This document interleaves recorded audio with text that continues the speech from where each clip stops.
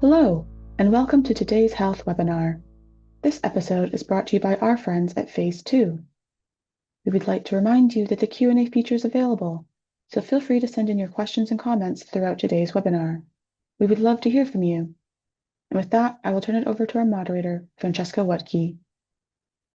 Hi, everyone, and thank you so much for joining us today. I'm Francesca Wutke, Head of Advisory at Health. Today, we're going to be talking about how AI is changing the game across pharma.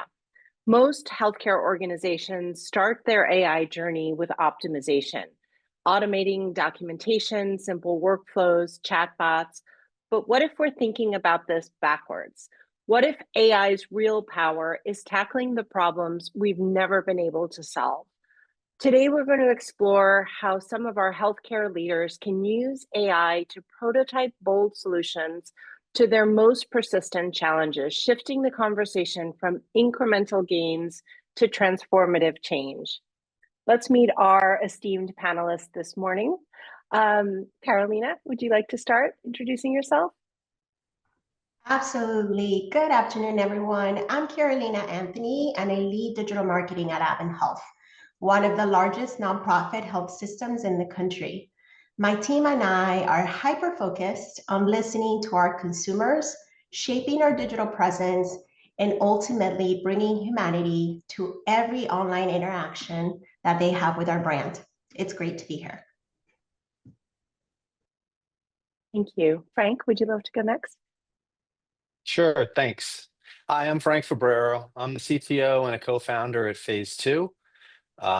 I spend my time helping organizations work through their hardest problems, and sometimes that means improving things they already have. Sometimes we're adding new capabilities, and sometimes it means rethinking entire systems where it makes sense. We have over 2 decades building and integrating enterprise platforms, and we know how to apply AI in ways that are practical, safe, and actually useful, not just flashy. So our focus is always on solutions that fit the organization, the teams, and the people, and help move it forward. Excellent. Thanks, Frank. Jennifer? Hi, everyone, and thanks for having me. It's great to be here. I'm Jennifer Griffin-Smith. I'm the Chief Market Officer at Acquia.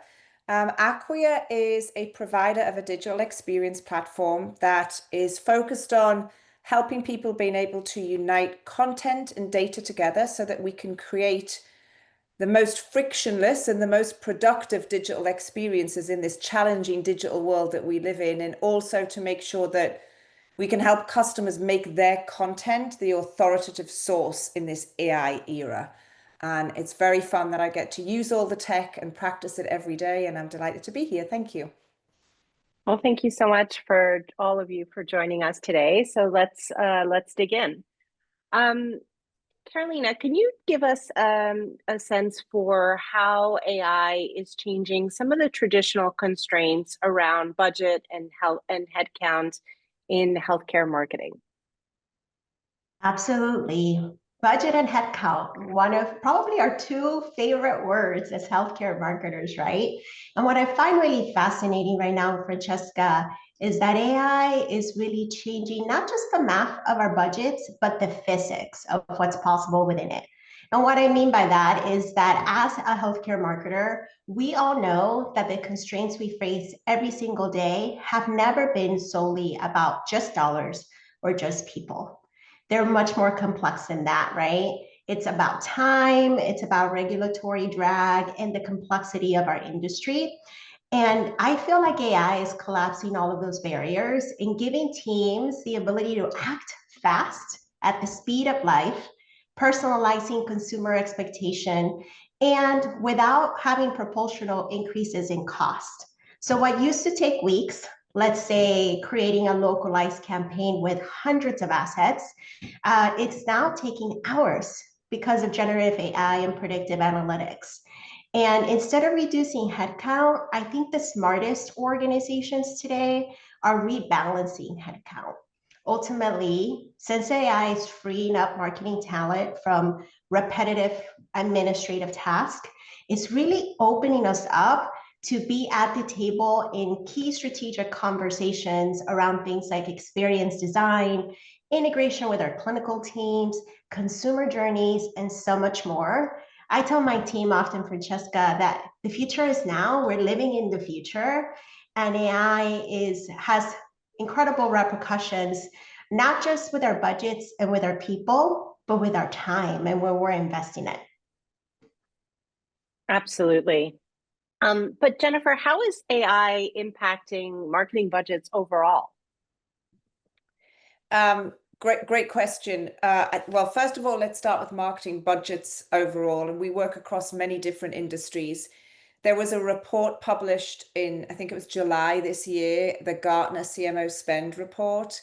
And it was one of those things you read where, as a marketing leader, you cringe when you hear the words "welcome to marketing in the era of less," because we've all got to do more with either the same or less. And they talked about how budgets have dropped on average about 9.1% was what we spent in 2023. And in 2024, they're at 7.7%. I'll be looking forward to see what happened in 2025 when that comes out at the end of the year or next year. But we all know there's very few marketers that are getting more and more budget. But we do know that marketing technology, those costs are increasing. There's so many more pieces of tech out there. There are so many individual pieces of AI we can go buy. And so we have to be very strategic about where we put that. Cost cutting, that's something that Carolina talked about, is in the minds of everybody. And I think we all get it from our senior leaders in terms of AI can help you reduce budget. I think we're all like-minded here in that we believe that we would take a 10% growth any day of the week over a 20% reduction in cost, right? Because it's all about growth. And so if we can use budgets more widely and help AI and help spend in AI projects that will have a significant impact on how we can scale and be more productive, I think that's where, and we can show the bottom line of that, the top line of that would be really important. Yeah, absolutely. I couldn't agree more. And Frank, when we think about seeing some of those barriers starting to disappear, what becomes possible? Yeah, thanks. As Carolina spoke to earlier, the real opportunity, like it isn't in doing more of the same work faster. So, and as Jennifer spoke about, this is, I think it's really about opportunity over efficiency and freeing up people to do completely different work. Obviously, when you gain efficiencies, you can spend time in opportunities. So they're not detached. They're together. They're part of the same thing. But it's where you're doing your focus. So when your team isn't spending hours on building variations and moving data and updating the same things, all the administrative stuff that Carolina spoke about, they're freed up to actually think. They can figure out why something worked or why something didn't work. They could design better solutions. They could test new ideas, many new ideas, and try to actually move the needle. So, what becomes possible is it's really simple. It's people can work on the things that require people, not just the things that require getting done. They could use their knowledge. They could use their expertise. They could creative problem solve. There's all sorts of possibilities, strategic thinking, and they get to work on the things that they love and the things that you can't and shouldn't outsource. So. Yeah, and I think that's such an amazing opportunity that we're able to leverage, creative problem solving, more strategic thinking. Carolina, do you think that organizations are ready for this shift, or is there still some hesitation around it? I think it depends on how you define readiness, Francesca. And for me, readiness is not just technical, it's cultural. I think we all know you can buy technology overnight, but what you can't buy is adoption. And so healthcare teams, that's an interesting dichotomy to live in because we're wired for caution. We're in a highly regulated industry and we're not necessarily known to be risk takers. So how do we ensure that our patient safety and brand protection is top of mind is important.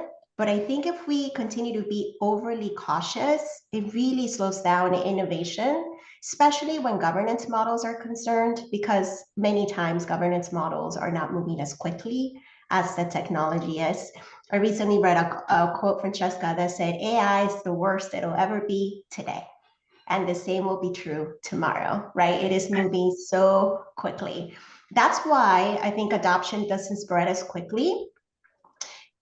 Because at the end of the day, we as organizations haven't figured out how to leverage its capability to take meaningful action and impact across the board. So, I think about my team, for example, we're currently in the process of adopting and hardwiring AI into everything we do. And I like to call this really building a team that has responsible velocity. So we don't have the luxury to sit on the sidelines anymore because our consumers are already, their behaviors already AI shaped, right? So it's not a question whether consumers are ready for healthcare organizations to leverage AI. It's whether we're ready for consumers who already are. That's the shift that we're experiencing right now, I think, across the healthcare industry, and why velocity, while maintaining that precious commodity of trust, is so key. That's why we call it responsible velocity. And I feel like that's important because the last thing we want to do as a healthcare organization is erode trust. So readiness is about being culturally ready. And I think all of us are probably doing some very important work right now within our organizations to impact and shape that culture. Well, I love that phrase, responsible velocity, and I'm sure you've started something, and we'll see how viral that term goes, because I think it's really apt in this setting. Jennifer, any thoughts on I was just cultural about to say shifts? the same. Yeah, I'm like that. That's a great way of describing it, and I wholeheartedly agree with culture. Sometimes it is hard for our teams, depending on your organization, to actually get going because there's too many guardrails put in by the organization because they are concerned. One of the things that we think about is what is happening with our teams, and then what does the team of the future look like, and what is happening with the buyer, and what does the buyer of the future look like. So Carolina, you just talked about the changing expectation of your customer. That is going to change. We recently did a survey into teens in the US between 14 and 19 years old. Over 500 of them. We used a specific outreach program to ask them their views on AI and how they engage with it, and websites and how they engage with websites. What I was really surprised at is that they want security and privacy over novelty. You would have thought anybody, I have two teens, one 14, one 19. The 14-year-old, certainly I always think, oh, we'd want more of the novelty gaming. Resounding, it still came out that privacy, 70% privacy was a concern. So we have to be responsible, and especially in the areas of healthcare where we're talking about personal data, we have to build for people that are going to want video first, interactivity, but they want that security with it. But we also need to think about our teams from a cultural perspective. If you think about what we learned and what actually people, even graduates out of university today, they haven't learned this to the extent we need them to. And I feel as a leader, it is our responsibility to educate our teams and to help them to be able to get up to speed with what's needed so we can excite them, we can show that it's growth for them, that it's not taking their job away. And I actually believe that the marketer of the future will be very different. We work in silos right now. If you think about, Carolina, when you raise a campaign and you go between your data segmentation team and your brand team and your creative team and your execution team and your events team, I believe that will go away because content will become king and queen. And actually one person will be a digital expert that will execute that content through multiple mediums. And how do we help them understand that and excite them and train them on AI to get that done? I think that we did another survey that said, when we interviewed people, were they ready for AI? And 70% said, we know it's fundamental to digital strategy. Only 20% actually had it in place. And when asked what were the issues, 40% said it was a lack of internal skills. So I think that's on us to really think about how we educate and inspire our teams to think about the future. And Jennifer, you mentioned growth and scale. What does scale mean in an AI-enabled world? I hope it means that we can achieve 3, 4, 5 times the output with the same input, right? So that means, how do you scale your team to look like you've got 100 people, not 20, 30, 40 people, right? Because they've each got their synthetic team members helping them along the way.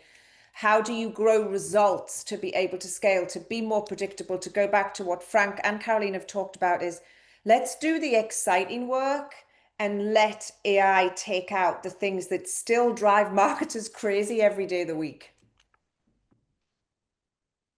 Absolutely. And, I think we're talking a lot about cultural differences and organizational differences.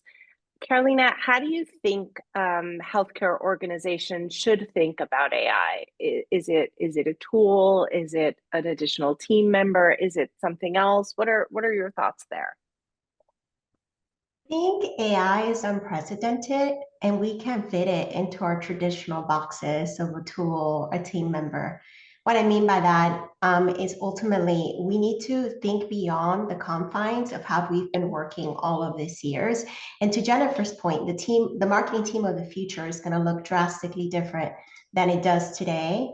I like to think of AI as a force multiplier for human intelligence. All the things that Frank and Jennifer were just discussing, really, it enables us to accelerate what we can think, what we can create, what we can deliver. It still relies on the human oversight, empathy, and context, though, which is, I love what Jennifer said about our sort of charge as leaders and ensuring our team. It's not that AI is going to take our jobs, it's that we need to hardwire AI and have it do the repetitive things so that we can focus on the highly strategic things. I think if you want to define AI as a tool, you certainly can. It's a tool that drives a lot of efficiency. I also think of AI as a collaborator because it extends our capacity to be analytical and creative. But at the end of the day, the real shift happens when we treat it as an organizational capability. That connective layer that links consumer insights, clinical operations, patient sentiment, brand storytelling, digital experiences. So we need to view AI, I think, as an extender of our people, not a replacement, because it's going to help us listen better, learn faster, and personalize, which is a consumer expectation practically in everything they experience today. So instead of asking whether AI is a tool or a teammate, I think the right question is, Francesca, how do we design organizations where humans and AI work together as one intelligent system? And I think that comes in that human plus AI equation equals the marketing team of the future and embracing that mindset. And Frank, what do you think happens to traditional roles when AI can cross some of those functional barriers? Yeah, thanks. To what Carolina said, AI is definitely an amplifier more than it is just a tool. And I think what we're also seeing is that it really it raises the floor and the expectations of what we can expect from people doing things that are outside of their traditional roles. And that's just like this amazing unlock that I think we're all seeing, because we're seeing the reemergence of a dormant species called the vertical problem solver. We have been so used to over time getting all of these horizontal specialists that were so incredibly good at the thing that they did, but they didn't have a lot of capabilities to operate outside of those roles. So what we did is we bound up our organizations, waiting for people to hand things off to one another, waiting for someone with some specialized knowledge to give it to me so that I could apply my specialist knowledge and move it forward. And that slows things down. And by breaking down these roles, we're really unlocking speed and quality too in some different ways. So like an example of this is we have this tool called Profile IQ, and it's a system that we built to basically be a single point of truth for provider profiles. And there's a principal healthcare strategist on my team who has had this idea in his head for a really long time. And we would talk through it all the different ways. Does it account for this? Does it account for that? Would people buy this thing? Does it solve the problem? We talked for so long And he has this deep domain knowledge, but he has zero coding experience. But we had this, we were talking again, and I was like, okay, let's stop talking. Let's see something. Like, let's get something going. And he had a full working prototype in hours, which would have taken months probably prior. And I think it disrupts how we think about roles, because engineers can do product management work, marketers can build data pipelines, clinical staff can create analytics dashboards to serve their specific needs. And all of these handoffs between departments, where either requirements would get lost in translation, or if we were too worried about that, we would pedantically overspecify something to prevent downstream issues. And just the amount of time where we were spent waiting for gatekeepers of specific capabilities, all of that stuff is evaporating, and like ideas come to action so much faster now. Um, but like a thing to keep in mind, I'm saying that people could play other roles. This isn't about replacing expertise, but it's about amplifying it. Because I think, like strategists still need to understand healthcare workflows, provider concerns and values. But the difference is now they could directly implement that vision without waiting for an IT backlog to get through. So we can move from I need IT to move forward at all to I'll build it myself, and now IT can help me scale it and take it to market. Absolutely. And it's fundamentally changing how we approach our teams, how we approach our work. Jennifer, any thoughts from your experience? I love what Frank said, and I would just encourage anybody listening that is thinking, how do I go from this to that? I don't have those technical skills, to just try and dig in and try some new technology. At the basic level, let's think about an example that I've seen happen over and over again, which is, remember, content creation always used to be outsourced. I feel like you'd either have a specialist content team or you'd give it to an agency, and people wouldn't be able to write because the writer needs to write. Well, now think about, my entire team are using AI writing assistants. We have some of it built into our CMS as it is, to write pages or to write content. That doesn't need to be, we can put brand guidelines in there. They don't need to be the best writers. They need to be really good at command giving, right? Which is another way to train. But all of a sudden, everybody's a content creator, right? Now, think about the integration of data. How frustrated do we get in marketing when we're trying to pull like a full journey information and you get siloed pieces of data about different parts of the campaign? Well, even I've become an expert in using Gemini to actually get insight on different data points in time to tie together a story that it's brought back things I wouldn't have even seen myself. Now, you have to be careful with some of that, but that's enabling me to be a data analyst that I never thought that I would be, right? So I think there's so many levels of this, that thinking about what are you going to be in the future and going and educating yourself on that is really important. And it's exciting because it's new. It's something new. It's skills we never knew we'd have, even us that have been in it for a long time. And there are so many new skills and new capabilities. Carolina, how do you balance keeping the existing teams engaged while also embracing these new capabilities and new job descriptions, essentially? Yeah, I mean, I think a lot of us have touched on this panel so far, Francesca, about the fear of AI and what does this mean for my traditional function or role. And so I think how we can balance our teams being engaged and also learning is really acknowledging that there is fear and turning those fears into fluency. I think too often AI gets introduced as a tech rollout. We have this cool new tool rather than a people journey, because engagement starts when the team feels like they're part of that build and not just an audience that it's being delivered to. So I like to think about things like, where do we feel the most friction, team, in our work? And then explore how AI might remove it. And when people see themselves as part of the solution, some of that resistance automatically starts to drop, right? Because they feel like their voices are heard. I also, much like Jennifer mentioned earlier, I tell my team things like, AI isn't coming for your job. It's coming for the parts of the job that drain you. And when you reframe it that way, it really positions AI as a growth partner, not a threat. And who doesn't want to grow? I think all of us always want to, right? I also think upskilling is extremely crucial at this time, but it has to feel like empowerment and not extra homework. Here's another thing I have to do, right? We all know what that feels like. So things like celebrating curiosity, creating safe spaces for your team to learn, connect every capability back to our shared mission, and improving the lives of what we're doing because AI is enabling us through that force multiplier that we talked about earlier.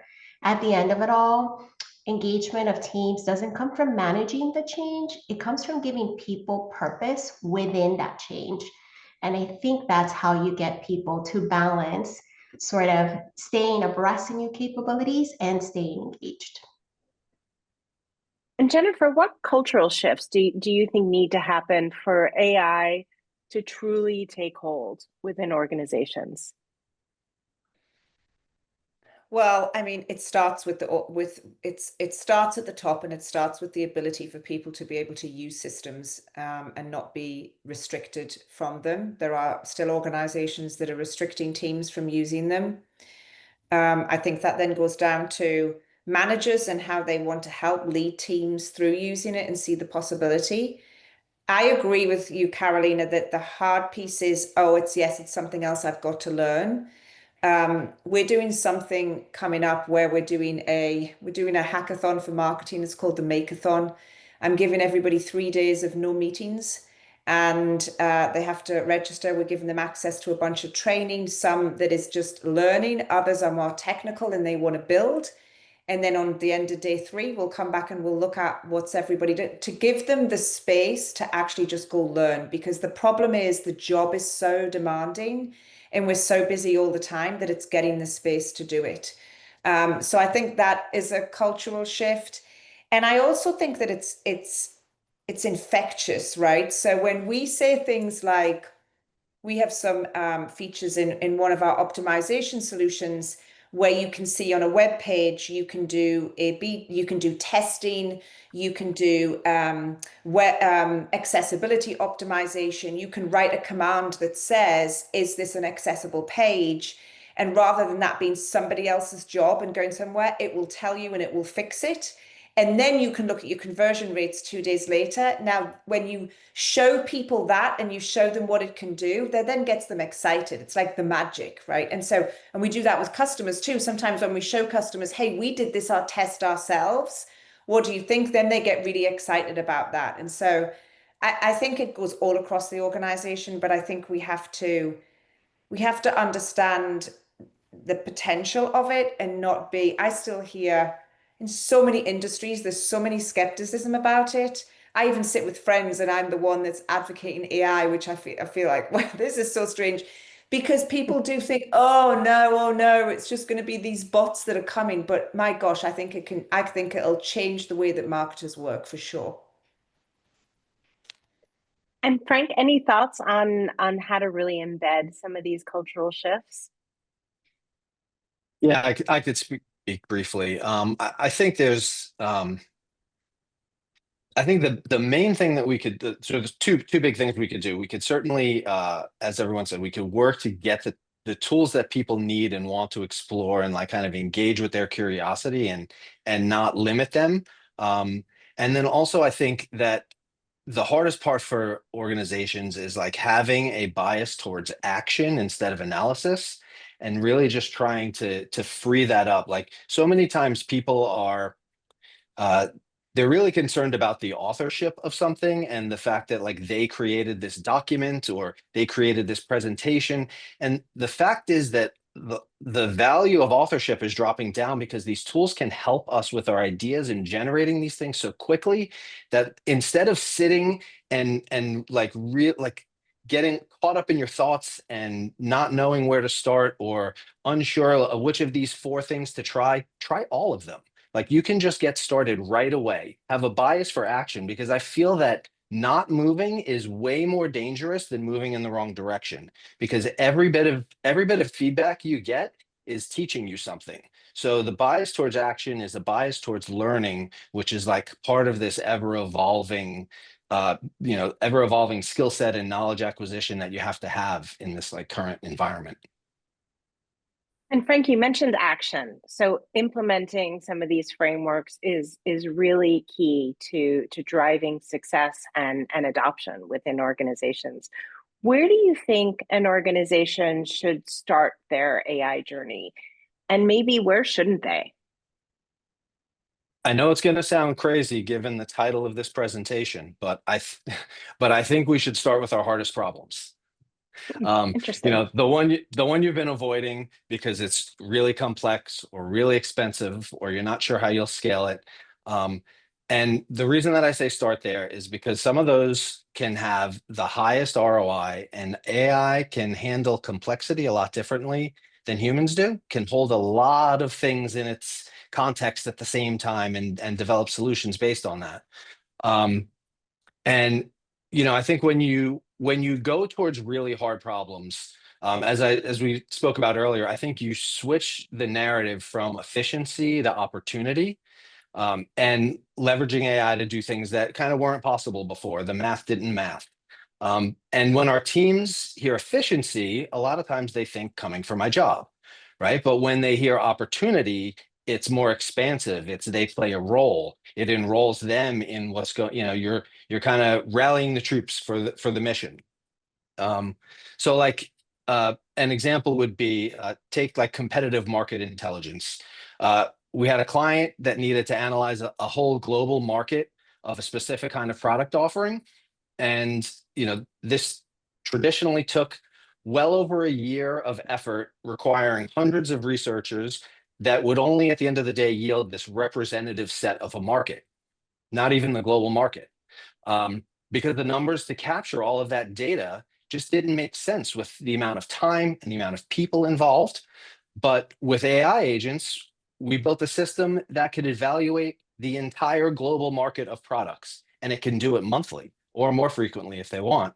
And it's more accurate, and it does it with a team that's a tiny fraction of the size. So that was like kind of the where do you start? Where don't you start? I would say don't begin with problems either you've already solved in some way, or existing tech exists that could solve it. Like any situation where you could describe a fixed process that could be built from like a decision tree or a workflow that's well defined, like you don't need an agent for that. You could just go with simpler technology. An agent probably wouldn't be worth it. And I would say also avoid starting with AI just to say that you've used it, because I think like the best implementations, they'll target like specific measurable business problems. And if you can't articulate why that problem matters to your organization, like in concrete terms, like revenue, patient outcomes, efficiency, then I would say you're not really ready to start. Yeah, I love that. I think, pilots around throwing cool tech at things that aren't really keeping anyone up at night are pretty endemic across healthcare, across, pharma, across everyone. So I think that's really, really good advice. Carolina, what do you think separates a successful AI implementation from ones that maybe fizzle out or that are kind of subject to this pilotitis? Yeah, I love that word, pilotitis, Francesca. That's awesome. I love what Frank was saying. I think what separates successful AI implementations, first and foremost, is that they're not AI for AI sakes, right? In other words, it's not like I'm doing AI, check, right? They're really meaningful and purposeful. And exactly like Frank said, they're trying to solve a business problem that truly matters. But most importantly, there's a measurable outcome that you can tie AI to. If you can't measure it, you can't manage it well, right? So it's extremely important that that measurable outcome is there from the beginning. I also think the successful AI implementations assign clear ownership. They're very, very clear so that the model doesn't die in pilot limbo. Francesca, pilotitis, exactly what you are saying. So there's a certain freedom in the framework for which this AI implementation that you're working in, you have to build that. And you have to balance experimentation because we're all learning AI. So we've got to test and try and see what works. And governance, because several of us are stewards of our brand, right? And so as you're testing, you have to have a scalable framework that allows you to have these two things to coexist. Most importantly, though, Francesca, I think the most successful AI implementations invest in trust. And what I mean by that is like trust in the tech, because you have strong training in place. Trust in the AI initiative, because there's clear communication of exactly what we're trying to accomplish and how we're going to measure it, and transparency. We tried this, it didn't work. We're now pivoting here. Here's what we're hoping to learn. Because in healthcare, I believe adoption is just as emotional as it is operational. So we have to take into account these factors. And how do you know that you are solving for the right problem? Yeah, I mean, I think you know you're solving for the right problem when the outcome matters to just more than marketing team, right? Oftentimes we are in our echo chamber of marketing prowess. And there's a lot to be said about that.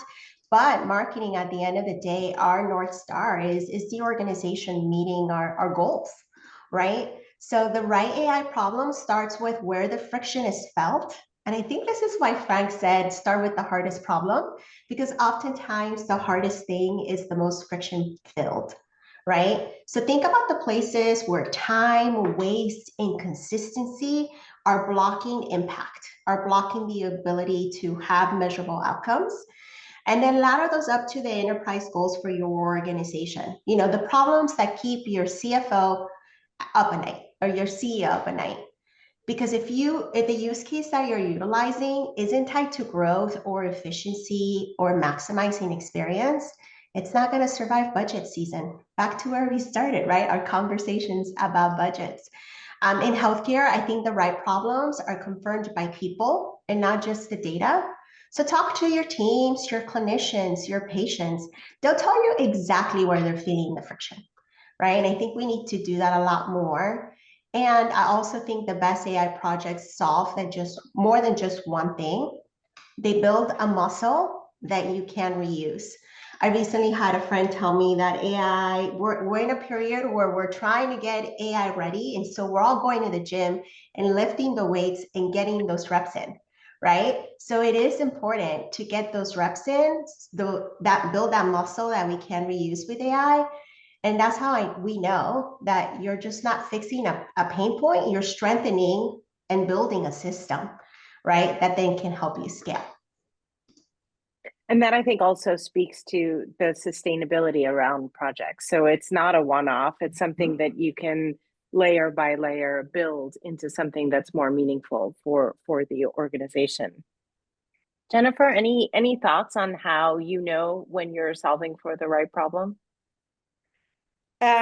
I think I will just pivot a little bit back to kind of implementation and finding the right problem. I see too frequently that there's so much new tech that people get a little bit too excited and want to still acquire different solutions over and over again. Whereas I would say, look at what you have and investigate the AI pieces in what you have. We find, for example, with our customers, our platform, our digital experience platform is built on Drupal, and Drupal is an open source project, and Drupal has a whole community that is innovating. The amount of customers, if I said, have you downloaded the AI initiative and do you know what it can do with you? Or do you know what, the answer would be no. Now, that is on us to make people realize, but every system we have right now, I can guarantee it across the MarTech stack has some kind of AI. And are you using it to its maximum? And ask those vendors to come in and tell you what that can be and give best practices of how you could be using it before you start thinking about also what else needs to come in here. So I think there is a consolidation that can happen and there is a reuse. But I do agree, Carolina, the friction point is key. It cannot just be that this is solving for one thing, right? It has to be, to me, cross-functional. And I'm also, I'm I'm a little tired of seeing the hours saved metrics. Like that's not enough, right? And it's, it's something I can't take to the board. I'm looking for, well, what did that mean? How many more leads could we capture? How many more customers could we service? How much more impact does that have on our net promoter score, for example, right? Those are the things that we want to get down to for the project, as opposed to, just, oh, it'll save people some time, right? I think we have to go deeper in the KPIs. Absolutely. And I think it goes to, deciding what KPIs are actually going to be driving value for the business. And so maybe on that, what are some of the success measures that you see that where AI has tackled some previously unsolvable problems in a way that's really meaningful, and measuring success around that? Oh, unsolvable problems. I'm thinking within my own team that's meaningful. I mean, I don't know if these are unsolvable, but the budget is the budget, right? And sometimes unsolvable is, hey, you need 3 times the budget to do the job. If you can use AI to cut off 1/3 of a production, so, something in marketing that's generally been very costly is video creation, kind of big, broad scale video creation. You want to create some kind of advertising, corporate videos. They're expensive. I mean, we have cut those by 1/3, right? 1/3 of time and 1/3 of cost, which means we can do 3 times as much as we were doing, which has been really good. I would also say we're tracking things like win rates, right? Now, win rates are impacted by many things, right? Because they go right across your digital infrastructure, and they also go into sales enablement, and they go into sales productivity and follow-up. So that's a good example of it going cross-functional, right? And how we can track some of those. So those are just a couple of ideas that come to mind right now. Carolina, any other success measures that you would see? Absolutely. I think Jennifer is providing sage counsel when it comes to measurement. I also think it's important for us to not just measure our activity, but our outcomes. And for a long time in marketing, we're really focused on traditional measurement metrics, right? And oftentimes those are tied to activity. But because AI is freeing us up from the administrative tasks to really dive deeper into the strategy realm, I think we need to measure things like, what is the impact that we're having on consumer experience? Is it helping us reduce friction in a friction-filled consumer journey? Is it shortening the time to care? Is it increasing clarity for our consumers? Or perhaps, operational efficiency, right? Or cost avoidance. How is AI helping us gain hours of margin? And then what are we doing with that margin? To Frank's earlier point, it's not about doing more of the same. It's about reallocating that time to solve our hardest problems. Or even things like quality and accuracy, right? So, in our world, one of the areas that I oversee is the web experience. And we're looking at things like, how can AI help us improve wayfinding for our consumers so they spend less time going through and clicking through, but actually make it easy, right? Healthcare is not easy to navigate. How can we do that and measure that versus we turned on 10 AI integrations on the website, right? So if we focus on outcomes, I think we're going to be able to educate our organization, create that groundswell around the culture that needs to be built in order to champion AI, and rally people, right, around the cause, turn them into advocates. And Jennifer, you mentioned, we should move beyond the kind of time saved. Which are some of those metrics you think really matter most, and which are distractions or maybe, misguiding teams? Yeah, I think Carolina just mentioned it. I'll just repeat what you said. Like we've put X amount of initiatives on a site or we've launched X programs is not, but if you can know that you have improved patient journey, right? Now, there are ways to track that. I mean, you can even use AI to track that sentiment on your site, right? So that would be click-through rates, it would be number of times to get somewhere, it would be searchability of content, are people finding things quicker? I mean, ultimately, it's about them getting to what they need to do quicker, right? Which will improve satisfaction and will improve. I think those are the measures that we need to get to. The other thing I'm seeing across industry is, and this has been now, it raises up to board level, which hasn't in the past, is there is an impact on brand and perception of AI content. And when we're looking at how your content is surfaced up in non-traditional traffic, like LLM traffic, that has an implication on brand. So is your brand thought of as a thought leader? Do you have enough research and content that will be sourced by the LLMs and be cited? And that leads you to be able to talk about your content and your brand more than ever before in a context of like search and findability, right? Which I think in the past, brand has not been something that's measurable. And now we're getting to a point with AI where it is measurable. Mm-hmm. And you know, we do hear a lot about efficiency gains, and how do you measure success when AI lets you do things you couldn't even measure before? Anyone who has some thoughts on that? Yeah, I can jump in. I think we need to reorient our thinking, and really spend time thinking through who are we here to serve, what matters most to them, and how might we listen to our consumers to pick the problems that matter. An example that Francesca could be, there's a lot of consumer feedback, even in your third-party reviews. They're telling you exactly what they love about the care experience and what they're not. Use AI to identify themes and patterns around that. Where is it friction filled? And then have conversations with those teams, data-driven conversations, performance-backed conversations, and say, you know, out of all of the reviews we received the last quarter, 80% of them were around our scheduling experience online. Hey, IT, hey, consumer experience team, how might we start solving for that together? So I think we need to just rethink the way that we're measuring, going back to the outcomes that we're trying to ultimately influence, and then use AI to help us sort of do this listening at scale. I like to think of AI as like the best listener. Picture in your mind the best listener you've ever met that never gets tired of listening to you. Like, what a gift, right?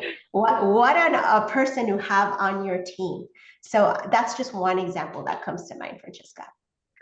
That's really useful, and that's exactly right.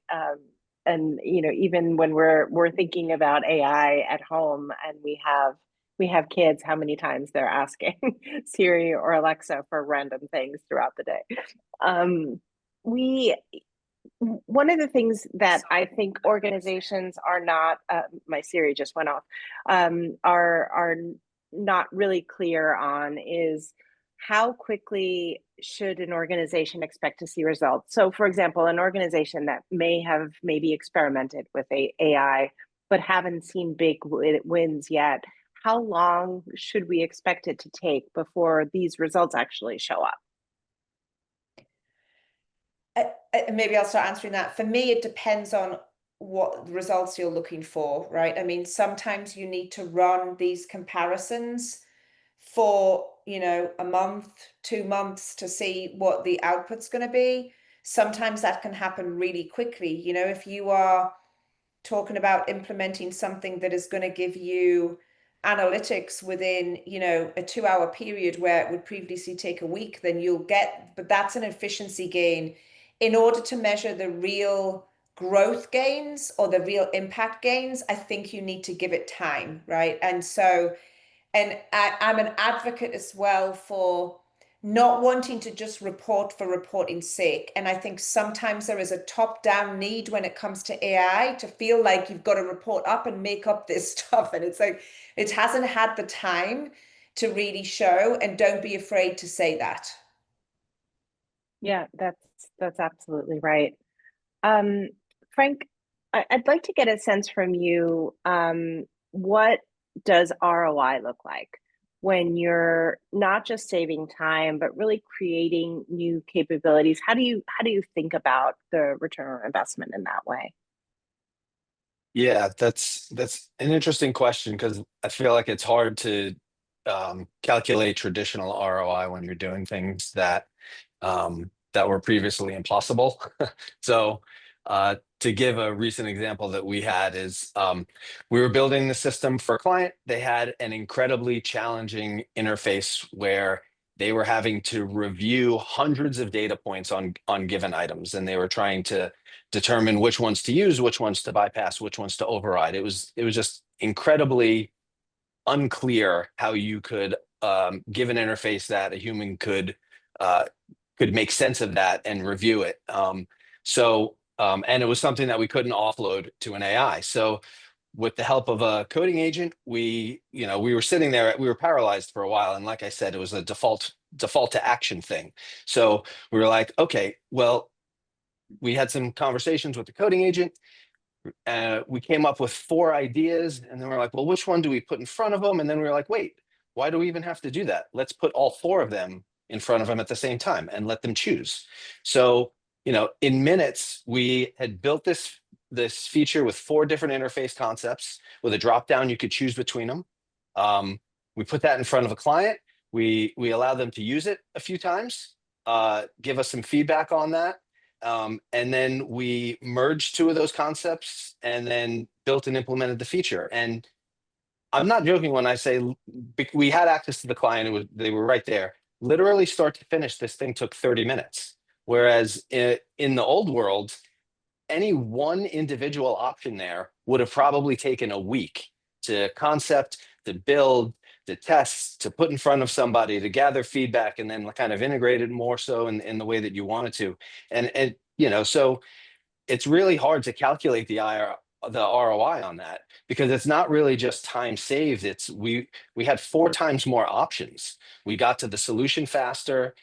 We were tackling problems that we probably wouldn't have even attempted, and then we were done and we were moving on to the next thing. And the example that I said earlier is a good is good for this one too. Like when your competitive research goes from annually to monthly or even quicker, like that's not just an efficiency, it's like a strategic advantage and opportunity that was not even available to you before. And sure, you can reduce headcount potentially, because you don't need as many people to run a system that does those things faster. But those people can also move on to higher value tasks. And now, like, that business has continually updated intelligence that is informing strategic decision making for what for them feels like real time, whereas before they felt, as the year went on, they were always operating with outdated knowledge. And that capability didn't exist before at any price.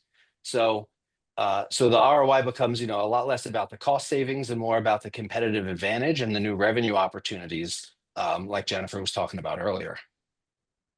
And Jennifer, any thoughts on what ROI looks like and how you've managed that in your organization? I'm trying, probably not than what the 2 examples that I gave. I think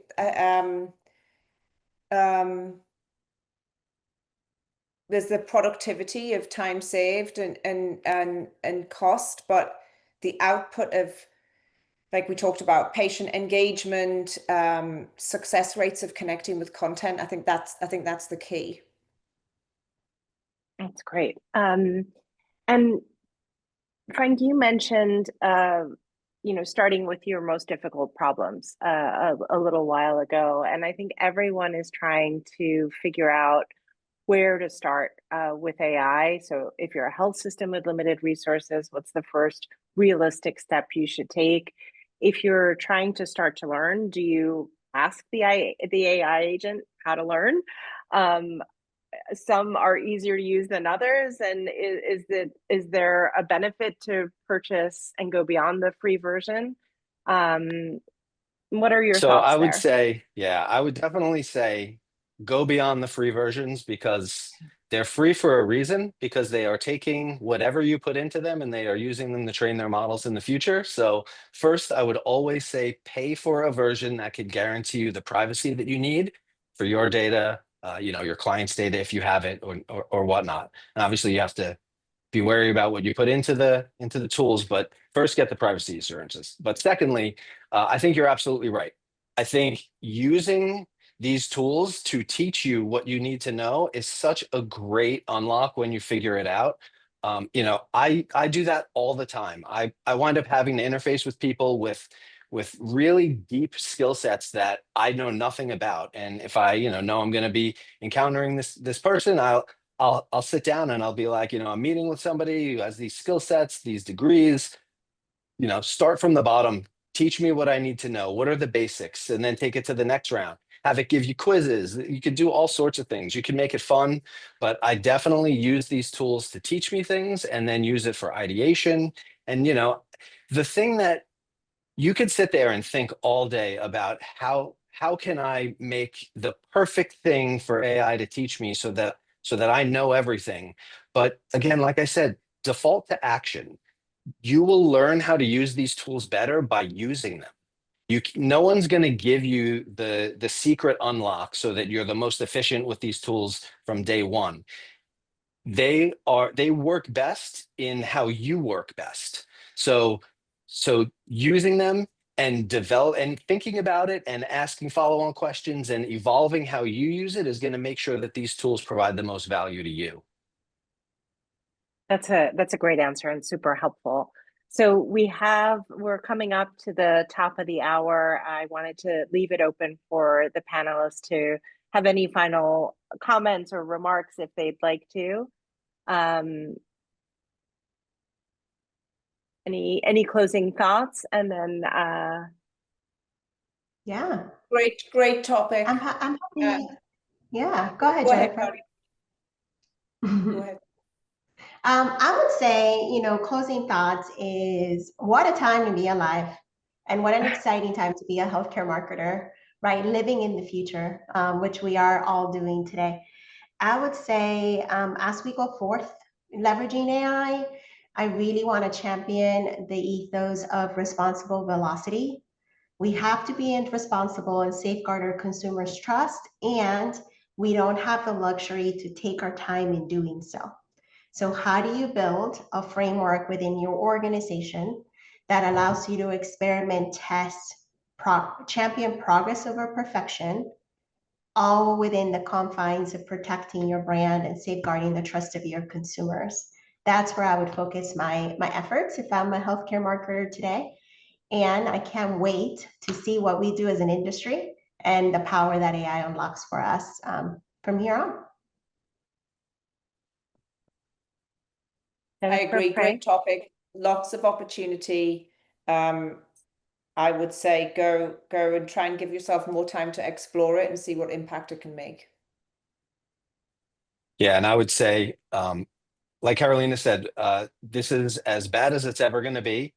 And we're really still at the beginning of the beginning. So it's not too late. Don't think that you've missed any bus of any kind. And, kind of what I said earlier, default to action, try things. Just don't sit there and think or overthink.